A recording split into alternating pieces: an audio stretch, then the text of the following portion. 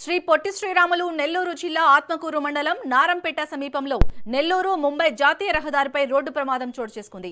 అక్రమంగా గ్రావెల్ తరలిస్తున్న ఓ ట్రాక్టర్ మితిమీరిన వేగంతో ప్రయాణిస్తూ ప్యాసింజర్లతో వెళ్తున్న ఆటోను ఢీకొట్టింది. ఈ ప్రమాదంలో ఆటోలో ఉన్న 5 ప్రయాణికులు గాయపడ్డారు.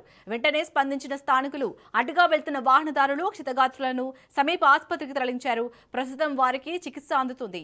అక్రమంగా గ్రావెల్ తరలిస్తున్న ట్రాక్టర్లు వేగంగా రాకపోకలు సాగిస్తుండటంతో రహదారిపై ప్రయాణించాలంటే వాహనదారులు భయపడుతున్న పరిస్థితి నెలకొంది. ఈ ఘటనపై సమాచారం అందుకున్న పోలీసులు కేసు నమోదు చేసి దర్యాప్తు ప్రారంభించారు. ప్రమాదానికి గల కారణాలు, ట్రాక్టర్ అక్రమ రవాణాపై పోలీసులు విచారణ చేపట్టారు.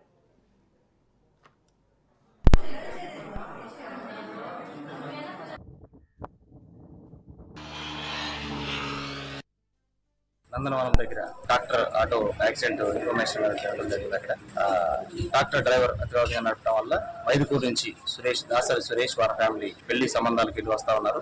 ఎర్లీ మార్నింగ్ అరౌండ్ 8:30 ఆ టైంలో నందనవనం దగ్గర క్రాస్ చేస్తా ఉంటారు. ఆ టైంలో యాక్సిడెంట్ అక్కడ అవుతుంది. ఆ సమయంలో మనకి ఈ సురేష్ వాళ్ళ ఫాదర్కి మదర్కి అరౌండ్ ఒక 5 గాయాలు జరుగుతాయి. వాళ్ళని మన ఆత్మకూరు గవర్నమెంట్ హాస్పిటల్కి చికిత్స నిమిత్తం అంబులెన్స్లో తరలించడం జరిగింది.